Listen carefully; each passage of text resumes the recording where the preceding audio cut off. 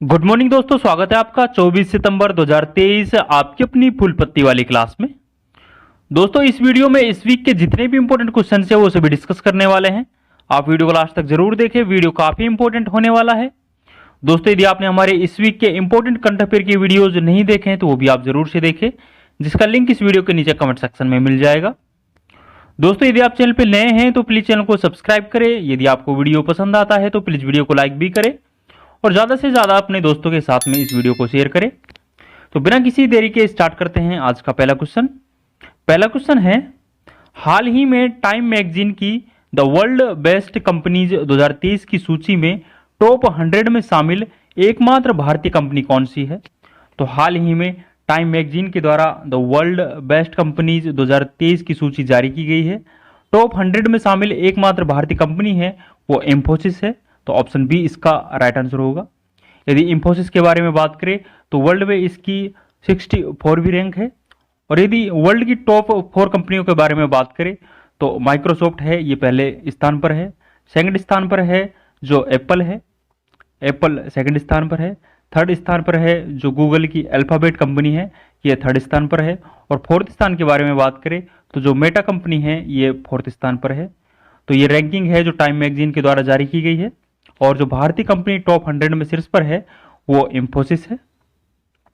और इंफोसिस के द्वारा हाल ही में अपना ब्रांड एम्बेसडर बनाया गया है। मेल में जो ब्रांड एम्बेसडर बनाया गया है वो राफेल नडाल को बनाया गया है। और फीमेल में जो ब्रांड एम्बेसडर बनाया है पोलैंड की टेनिस खिलाड़ी ईगा स्वाटेक को बनाया गया है। तो ये भी आपको ध्यान रखना है। नेक्स्ट क्वेश्चन देखेंगे, एशिया कप 2023 की विजेता टीम कौन सी है? तो हाल ही में एशिया कप 2023 खेला गया है। इसकी विजेता टीम के बारे में बात करें तो विजेता टीम है जो इसकी भारत रही है। भारत के द्वारा 8वीं बार एशिया कप को जीता गया है। फाइनल मैच है जो कि प्रेमदास स्टेडियम कोलंबो में फाइनल मुकाबला खेला गया था। इसमें मैन ऑफ द मैच है जो मोहम्मद सिराज रहे थे। और यदि मैन ऑफ द सीरीज के बारे में बात करें तो मैन ऑफ द सीरीज है ये कुलदीप यादव रहे थे। उपविजेता के बारे में बात करें तो श्रीलंका है जो इसका उपविजेता रहा है। एशिया कप का पहला संस्करण है ये 1984 में खेला गया था। तो ये भी आपको ध्यान रखना है। नेक्स्ट क्वेश्चन देखेंगे, प्रतिवर्ष विश्व ओजोन दिवस कब मनाया जाता है? तो प्रत्येक साल विश्व ओजोन दिवस है ये 16 सितंबर को मनाया जाता है। तो ऑप्शन बी इसका राइट आंसर होगा। सितंबर माह के कुछ और महत्वपूर्ण दिवस के बारे में बात करें तो 1 सितंबर के बारे में बात करें तो 1 सितंबर को NCERT का स्थापना दिवस के रूप में सेलिब्रेट किया जाता है। 5 सितंबर को राष्ट्रीय शिक्षक दिवस के रूप में सेलिब्रेट किया जाता है। 8 सितंबर के बारे में बात करें तो अंतर्राष्ट्रीय साक्षरता दिवस है, ये 8 सितंबर को मनाया जाता है। 14 सितंबर को हिंदी दिवस के रूप में सेलिब्रेट करते हैं। और 15 सितंबर के बारे में बात करें तो अभियंता दिवस और लोकतंत्र दिवस है, ये 15 सितंबर को मनाया जाता है। 18 सितंबर को विश्व बांस दिवस के रूप में सेलिब्रेट किया जाता है। और 21 सितंबर के बारे में बात करें तो 21 सितंबर को अंतर्राष्ट्रीय शांति दिवस मनाया जाता है। 27 सितंबर को विश्व पर्यटन दिवस मनाया जाता है। और 28 सितंबर के बारे में बात करें तो विश्व रेबीज दिवस है, ये 28 सितंबर को सेलिब्रेट किया जाता है। तो ये सितंबर माह के जितने भी इंपॉर्टेंट दिवस है ये आपको ध्यान रखने हैं, आपकी परीक्षाओं की दृष्टि से काफ़ी इंपॉर्टेंट है। नेक्स्ट क्वेश्चन देखेंगे, हाल ही में प्रवर्तन निदेशालय का अंतरिम निदेशक किसे नियुक्त किया गया है? तो हाल ही में ईडी का अंतरिम निदेशक है ये राहुल नवीन को नियुक्त किया गया है। तो ऑप्शन डी इसका राइट आंसर होगा। राहुल नवीन है, इसे संजय कुमार के स्थान पर ईडी का नया निदेशक है जो बनाया गया है। और इसे अंतरिम निदेशक बनाया गया है, मतलब कार्यवाहक निदेशक बनाया गया है। तो ये आपको ध्यान रखना है। यदि ईडी के बारे में बात करें तो ईडी की जो स्थापना है जो 1956 में होती है। इसका हेडक्वार्टर है जो दिल्ली में स्थित है। और इसका जो प्रमुख कार्य होता है मनी लॉन्ड्रिंग को रोकना इसका कार्य होता है। तो ये आपको ध्यान रखना है। ईडी की फुल फॉर्म के बारे में बात करें तो एनफोर्समेंट डायरेक्टरेट इसकी फुल फॉर्म होती है। नेक्स्ट क्वेश्चन देखेंगे, हाल ही में मुख्यमंत्री संपूर्ण पुष्टि योजना किसने प्रारंभ की है? तो हाल ही में जो मुख्यमंत्री संपूर्ण पुष्टि योजना है ये ओडिशा सरकार के द्वारा प्रारंभ की गई है। तो ऑप्शन बी इसका राइट आंसर होगा। मुख्यमंत्री संपूर्ण पुष्टि योजना के साथ में ही ओडिशा सरकार के द्वारा मुख्यमंत्री पद पुष्टि योजना है ये भी प्रारंभ की गई है। यदि ओडिशा के मुख्यमंत्री के बारे में बात करें तो नवीन पटनायक है, ये ओडिशा के मुख्यमंत्री है। नेक्स्ट क्वेश्चन देखेंगे, आदि शंकराचार्य की 108 फीट ऊंची प्रतिमा स्टैच्यू ऑफ वननेस का लोकार्पण कहाँ किया गया है?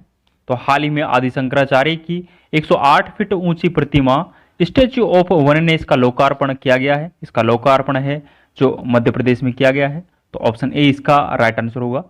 मध्य प्रदेश का जो ओंकारेश्वर जिला है इसमें इसको स्थापित किया गया है। और इसमें जो वननेस है, इस वननेस का जो अर्थ है वो एकता का प्रतीक है। तो ये आपको ध्यान रखना है। कुछ और स्टैच्यू के बारे में बात करें तो जैसे स्टैच्यू ऑफ यूनिटी के बारे में बात करें तो स्टैच्यू ऑफ यूनिटी है इसे केवड़िया गुजरात में स्थापित किया गया था।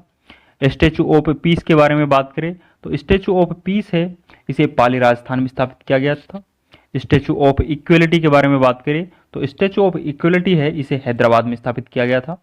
और स्टैच्यू ऑफ नॉलेज है इसे लातूर महाराष्ट्र में स्थापित किया गया था। तो ये सारे पॉइंट्स आपको ध्यान रखना है। नेक्स्ट क्वेश्चन देखेंगे। हाल ही में प्रधानमंत्री ने इंटरनेशनल कन्वेंशन और एक्सपो सेंटर यशोभूमि का उद्घाटन कहाँ किया है?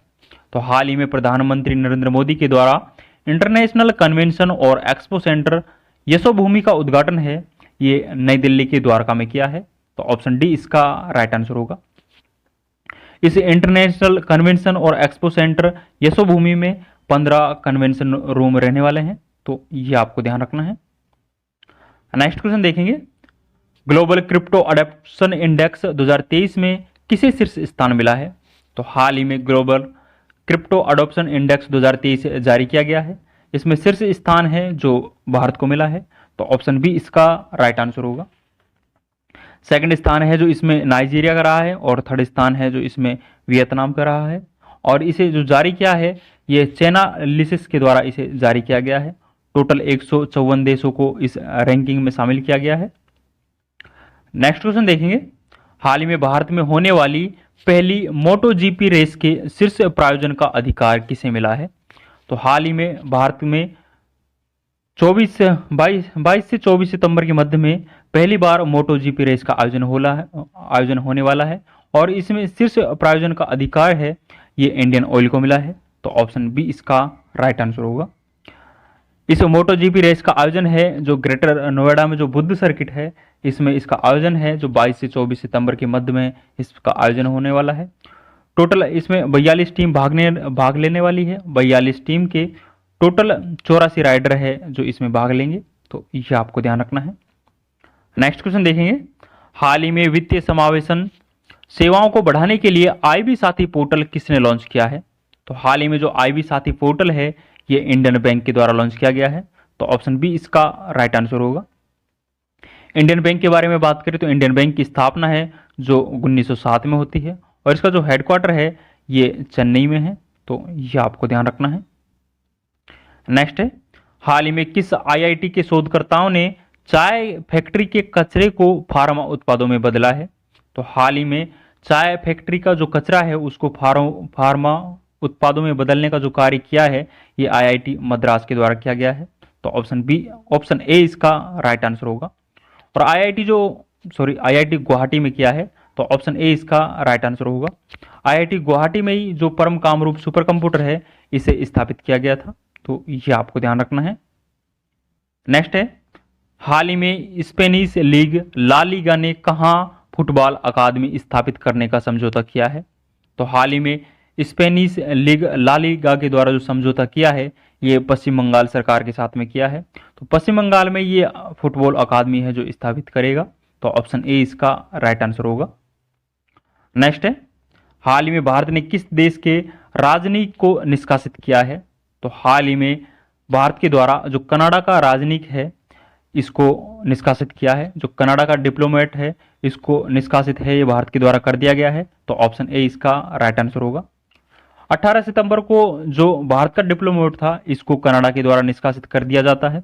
इसके फलस्वरूप भारत के द्वारा भी कनाडा का जो डिप्लोमेट्स है इसको निष्कासित कर दिया जाता है। जो कनाडा है इनके द्वारा भारत पर जो कनाडाई नागरिक हरदीप सिंह निज्जर है जो कि एक खालिस्तानी समर्थक है इसका जो समर्थन है जो कनाडा के द्वारा किया जा रहा है और इसकी जो हत्या का आरोप है ये भारत के ऊपर लगाया जा रहा है। इसीलिए 18 सितंबर को जो भारत का डिप्लोमेट था पहले इसको कनाडा निष्कासित करता है। इसके फलस्वरूप भारत ने भी जो कनाडा का डिप्लोमेट है उसको निष्कासित कर दिया है।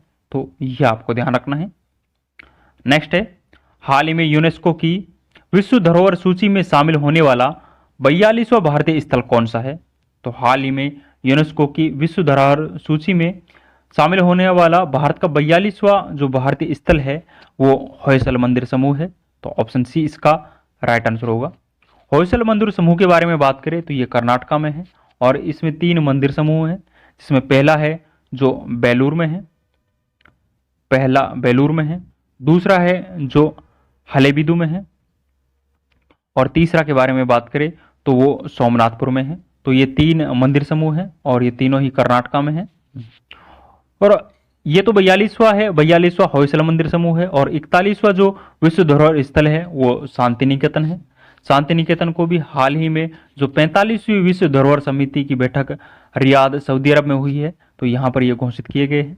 41वां है जो शांति निकेतन है। शांति निकेतन की स्थापना है जो 1901 में गुरु रविंद्रनाथ टैगोर के द्वारा की जाती है। इसकी स्थापना है जो पश्चिम बंगाल का वीरभूम जिला है, इसमें इसकी स्थापना की जाती है। तो ये आपको ध्यान रखना है। इस तरह भारत में टोटल 42 विश्व धरोहर स्थल हो जाते हैं, जिसमें 34 है जो सांस्कृतिक है, 7 प्राकृतिक है और 1 मिश्रित है। जो मिश्रित है वो कंचनजंगा है। तो ये आपको ध्यान रखना है। नेक्स्ट है, हाल ही में G20 फ्रेमवर्क कार्यकारी समूह की अंतिम बैठक का आयोजन कहाँ किया गया है? तो हाल ही में G20 फ्रेमवर्क कार्य समूह की जो अंतिम बैठक है, अंतिम और चौथी बैठक है, इसका आयोजन है जो छत्तीसगढ़ के रायपुर में किया गया है। तो ऑप्शन बी इसका राइट आंसर होगा। नेक्स्ट है, दोस्तों आगे बढ़ने से पहले मैं आपको बता दूं, हमने जनवरी से लेकर अगस्त माह तक का जो मंथली करंट अफेयर्स की क्लास है वो हम करवा चुके हैं। तो ये क्लास आपने अभी तक नहीं देखी है तो आप जरूर से देखें। और डेली बेसिस पर हम करंट अफेयर्स का हस्तलिखित नोट्स के माध्यम से रिवीजन करवा रहे हैं। और हस्तलिखित जो नोट्स है उसकी पीडीएफ हमारे टेलीग्राम चैनल जेएन स्टॉक पर डेली बेसिस हम प्रोवाइड करवा रहे हैं। तो ये भी आप जरूर से देखें। और जनवरी से लेकर जून माह तक का जो कुमार गौरव के बर्थडे पर क्लास करवाई गई थी तो ये क्लास का भी हम बहुत क्विक रिवीजन करवा चुके हैं। तो ये क्लास आपने अभी तक नहीं देखी है तो आप जरूर से देखें। इन सभी क्लास का लिंक है जो इस वीडियो के नीचे कमेंट सेक्शन में दिया हुआ है। और इन क्लास की जो पीडीएफ है वो हमारे टेलीग्राम चैनल जेएन स्टॉक पर मिल जाएगी। इसका लिंक भी इस वीडियो के नीचे कमेंट सेक्शन में दिया हुआ है। आप कमेंट सेक्शन में लिंक से डायरेक्ट टेलीग्राम चैनल ज्वाइन कर सकते हो और ये क्लास देख सकते हो। आगे बढ़ते हैं। हाल ही में भारतीय तटरक्षक बल ने पश्चिमी तट पर तटीय सुरक्षा के लिए कौन से अभ्यास का आयोजन किया है? तो हाल ही में भारतीय तटरक्षक बल के द्वारा पश्चिमी तट पर तटीय सुरक्षा के लिए जो अभ्यास किया गया है वो ऑपरेशन सजग नाम से किया गया है। तो ऑप्शन बी इसका राइट आंसर होगा। तो ऑपरेशन सजग है ये भारतीय तटरक्षक बल के द्वारा अभ्यास किया गया है। तो यह आपको ध्यान रखना है। यदि भारतीय तटरक्षक बल के बारे में बात करें तो इसकी स्थापना है जो 1978 में होती है। वर्तमान में जो इसका महानिदेशक है वो राकेश पॉल है। तो यह आपको ध्यान रखना है। नेक्स्ट है, हाल ही में मुख्यमंत्री लाडली बहना आवास योजना का शुभारंभ कहाँ हुआ है? तो हाल ही में जो मुख्यमंत्री लाडली बहना आवास योजना है इसका शुभारंभ है जो 17 सितंबर को प्रधानमंत्री नरेंद्र मोदी के बर्थडे पर किया गया था और इसका शुभारंभ है जो मध्य प्रदेश में होता है। तो ऑप्शन ए इसका राइट आंसर होगा। मध्य प्रदेश के मुख्यमंत्री शिवराज सिंह चौहान के द्वारा ये योजनाएं हैं जो प्रारंभ की जाती है। इस योजना का लाभ है जिनकी वार्षिक आय 12,000 रुपये से कम है और जिन्हें पूर्व में आवास योजना का लाभ नहीं मिला है वो सभी इस आवास योजना का लाभ ले सकते हैं। और मध्य प्रदेश के मुख्यमंत्री शिवराज सिंह चौहान के द्वारा मुख्यमंत्री सीखो कमाओ योजना भी प्रारंभ की गई थी। तो ये भी आपको ध्यान रखना है। नेक्स्ट है, हाल ही में प्रधानमंत्री नरेंद्र मोदी द्वारा पुराने संसद भवन का नया नाम क्या रखा गया है? तो हाल ही में प्रधानमंत्री नरेंद्र मोदी के द्वारा पुराने संसद भवन का नया नाम है जो संविधान सदन रखा गया है। तो ऑप्शन बी इसका राइट आंसर होगा। यदि पुराने संसद भवन के बारे में बात करें तो इसे 1921 में इसे तैयार करने का प्रोसेस जारी हुआ था और 1927 में ये बनकर तैयार हो गया था। इसके वास्तुकार थे जो लुटियंस और बेकर है जो इसके वास्तुकार थे। और हाल ही में जो नया संसद भवन है इसका उद्घाटन किया गया है। नया संसद भवन है इसका उद्घाटन है जो 28 मई को वीर दामोदर सावरकर की जयंती पर इसका उद्घाटन किया जाता है। टोटल इसमें 1200 करोड़ रुपए की लागत आई है और इसका निर्माण है जो टाटा कंपनी के द्वारा सेंट्रल विस्टा प्रोजेक्ट के तहत इसका निर्माण किया गया है। इसके वास्तुकार के बारे में बात करें तो विमल पटेल है जो इसके वास्तुकार है। इसमें 3 द्वार है जिन्हें शक्ति द्वार, ज्ञान द्वार और एक कर्म द्वार के नाम से जाना जाता है, तो यह आपको ध्यान रखना है। इसमें लोकसभा की सीट के बारे में बात करें तो लोकसभा की जो सीट है वो 888 है, और राज्यसभा की सीट के बारे में बात करें तो राज्यसभा की सीट है वो 384 है, तो ये भी आपको ध्यान रखना है। नेक्स्ट है, हाल ही में पहला आसियान संयुक्त सैन्य अभ्यास ASEX-01N कहाँ प्रारंभ हुआ है? तो हाल ही में आसियान का पहला संयुक्त सैन्य अभ्यास ASEX-01N का जो प्रारंभ किया गया है वो इंडोनेशिया में किया गया है, तो ऑप्शन बी इसका राइट आंसर होगा। इंडोनेशिया का जो दक्षिण नाटू सागर है यहाँ पर इसका आयोजन किया गया है। टोटल इसमें आसियान के सदस्य देश है जो 11 सदस्य देश है इनके द्वारा भाग लिया गया है, तो ये आपको ध्यान रखना है। यदि आसियान के बारे में बात करें तो आसियान की जो स्थापना है ये 1967 में होती है। हेडक्वार्टर है जो इंडोनेशिया की राजधानी जकार्ता में है। टोटल 11 सदस्य देश है। 11वां जो सदस्य देश है वो तिमोर लेस्ते है, तो ये आपको ध्यान रखना है। कुछ और महत्वपूर्ण युद्ध अभ्यास के बारे में बात करें तो बोल्ड कुरुक्षेत्र अभ्यास के बारे में बात करें तो ये भारत और सिंगापुर के मध्य में आयोजित होता है। श्रीलंका अभ्यास है ये भारत और श्रीलंका के मध्य होता है। संप्रीति अभ्यास और बोंगो सागर अभ्यास है ये भारत और बांग्लादेश के मध्य में आयोजित होता है। अल नगाह अभ्यास है ये भारत और ओमान के मध्य में होता है। वज्र प्रहार के बारे में बात करें तो वज्र प्रहार जो अभ्यास है ये भारत और यूएसए के मध्य में होता है। मित्र शक्ति के बारे में बात करें तो मित्र शक्ति जो अभ्यास है ये भारत और श्रीलंका के मध्य में आयोजित होता है। कोकण अभ्यास है जो इंडिया और यूके के मध्य में होता है। गरुड़ शक्ति के बारे में बात करें तो ये भारत और इंडोनेशिया के मध्य में आयोजित होने वाला युद्ध अभ्यास है। और धर्म गार्जन है ये भारत और जापान के मध्य में आयोजित होता है। तो ये सारे युद्ध अभ्यास आपको ध्यान रखने हैं। नेक्स्ट है, हाल ही में G77 और चीन का शिखर सम्मेलन कहाँ आयोजित हुआ है? तो हाल ही में G77 और चीन का शिखर सम्मेलन है ये क्यूबा की राजधानी हवाना में आयोजित हुआ है, तो ऑप्शन ए इसका राइट आंसर होगा। यदि G77 के बारे में बात करें तो इसकी स्थापना है जो 1964 में होती है। और ये जो G77 और चीन का शिखर सम्मेलन है ये ग्लोबल साउथ को मजबूत करने के लिए शिखर सम्मेलन का आयोजन हुआ है। ग्लोबल जो साउथ है उसमें विकासशील देशों का एक समूह है।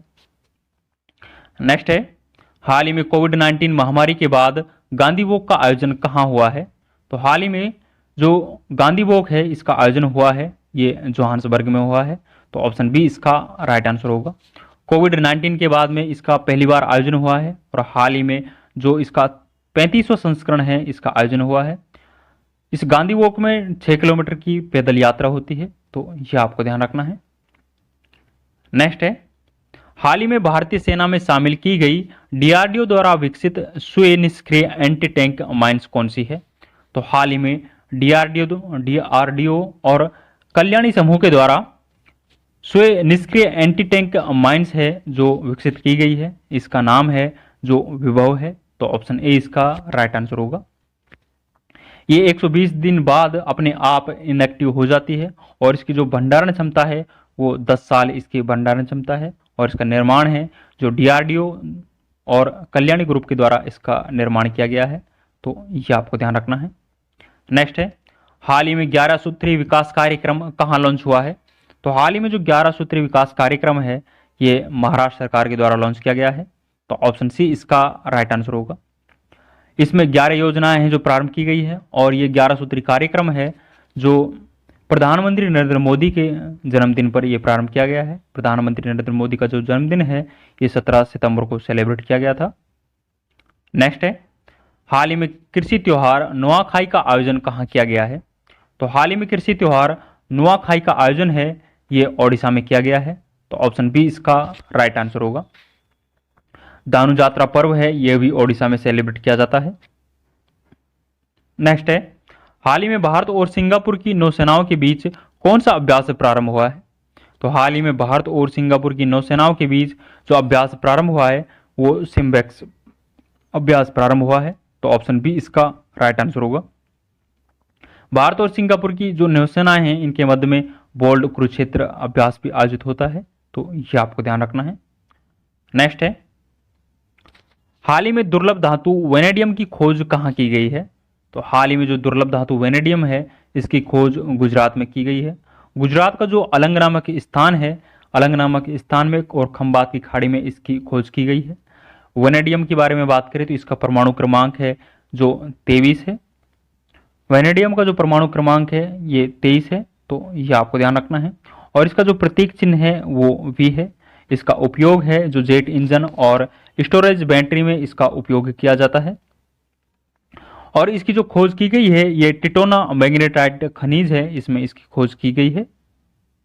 नेक्स्ट है, हाल ही में चर्चा में रहा ट्रूनेट पोर्टेबल टेस्ट का संबंध किससे है? तो हाल ही में ट्रूनेट पोर्टेबल टेस्ट है ये चर्चा में रहा है, इसका संबंध है जो निपाह वायरस से है। तो ऑप्शन बी इसका राइट आंसर होगा। निपाह वायरस के बारे में बात करें तो हाल ही में इसका प्रभाव है जो केरल में देखने को मिला है, और इसकी शुरुआत है जो मलेशिया देश से होती है। और निपाह वायरस है ये एक जोनेटिक डिजीज है, ये मनुष्य से जानवरों से ये मनुष्य में फैलती है। तो ये आपको ध्यान रखना है कि ये एक जोनेटिक डिजीज है। नेक्स्ट है, हाल ही में किस जानवर को खाद्य पशु का टैग मिला है? तो हाल ही में फसाई के द्वारा खाद्य पशु का टैग है ये मिथुन जानवर को दिया गया है। तो ऑप्शन बी इसका राइट आंसर होगा। मिथुन के बारे में बात करें तो मिथुन का जो वैज्ञानिक नाम है ये बोस फ्रेंटालिस है जो इसका वैज्ञानिक नाम है, और ये उत्तरी पूर्वी जो भारत है इसमें पाया जाता है। अरुणाचल प्रदेश और नागालैंड जो राज्य है इसका ये राज्य पशु है, और ये जो टैग प्रदान किया गया है ये फसाई के द्वारा प्रदान किया गया है। तो ये भी आपको ध्यान रखना है। नेक्स्ट है, हाल ही में सिंधु जल संधि के संबंध में स्थायी मध्यस्थता अदालत की बैठक कहाँ हुई है? तो हाल ही में सिंधु जल संधि के संबंध में स्थायी मध्यस्थता अदालत की जो बैठक है ये वियना में प्रारंभ हुई है। तो वियना है जो ऑस्ट्रिया की राजधानी है। तो ऑप्शन ए इसका राइट आंसर होगा। यदि सिंधु जल संधि के बारे में बात करें तो ये 1960 में वर्ल्ड बैंक की मध्यस्थता के साथ में भारत और पाकिस्तान के मध्य में होती है। और इस सिंधु जल संधि के तहत जो सिंधु, झेलम और चिनाब नदी है इसका 80% जो पानी है ये पाकिस्तान को और 20% पानी है जो भारत को मुहैया कराया गया था। और रावी, सतलज और व्यास नदी के बारे में बात करें तो इसका 20% पानी पाकिस्तान को और 80% जो पानी है ये भारत को उपलब्ध कराया गया था। तो ये आपको ध्यान रखना है। नेक्स्ट है, वर्ष 2023 का नॉर्मल बोरलोग फील्ड अवार्ड किसे प्रदान किया गया है? तो हाल ही में वर्ष 2023 का नॉर्मल बोरलोग फील्ड अवार्ड है ये स्वाति नायक को प्रदान किया गया है। तो ऑप्शन ए इसका राइट आंसर होगा। स्वाति नायक है ये अंतर्राष्ट्रीय चावल अनुसंधान केंद्र मनीला फिलीपींस में वैज्ञानिक है, और इसे नॉर्मल बोरलोग पुरस्कार है ये प्रदान किया गया है। इनके द्वारा चावल की खेती में क्रांति लाने के लिए ये पुरस्कार है जो प्रदान किया गया है। पुरस्कार स्वरूप इसे $10,000 राशि है ये प्रदान की गई है। ये पुरस्कार है जो 40 वर्ष से कम आयु के जो वैज्ञानिक है उनको प्रदान किया जाता है। यदि विश्व में हरित क्रांति के जनक के बारे में बात करें तो नॉर्मल बोरलोग है, इसे विश्व में हरित क्रांति का जनक कहा जाता है। और भारत में हरित क्रांति का जनक है ये MS स्वामीनाथन को कहा जाता है। और जो हरित क्रांति शब्द है इसको जो दिया था ये विलियम गॉड के द्वारा दिया गया था। तो ये भी आपको ध्यान रखना है। दोस्तों, इस वीक के जितने भी इंपॉर्टेंट क्वेश्चन है वो सभी हमने डिस्कस किए हैं जो कि आपकी परीक्षाओं की दृष्टि से काफी इंपॉर्टेंट है। यदि आपको ये वीडियो पसंद आया है तो प्लीज वीडियो को लाइक करें, और यदि आपने अभी तक हमारे चैनल को सब्सक्राइब नहीं किया है तो प्लीज चैनल को सब्सक्राइब भी करें, और इस वीडियो को ज़्यादा से ज़्यादा अपने दोस्तों के साथ में शेयर करें। दोस्तों, यदि आपने हमारे जनवरी से लेकर अगस्त माह तक का जो मंथली करंट अफेयर्स की क्लास हमने करवाई है या आपने नहीं देखी है तो आप जरूर से देखें। और जनवरी से जून माह तक का जो 6 महीने का रिवीजन है ये कुमार गौरव सर के बर्थडे पर करवाया गया था, तो ये क्लास भी आप जरूर से देखें। और डेली बेसिस पे हम करंट अफेयर्स का रिवीजन करवा रहे हैं, और हस्तलिखित नोट्स है वो हमारे टेलीग्राम चैनल पर उपलब्ध करवा रहे हैं, तो आप टेलीग्राम चैनल को भी जरूर से ज्वाइन करें। तो आज के लिए बस इतना ही, मिलते हैं नेक्स्ट वीडियो में। थैंक यू, जय हिंद।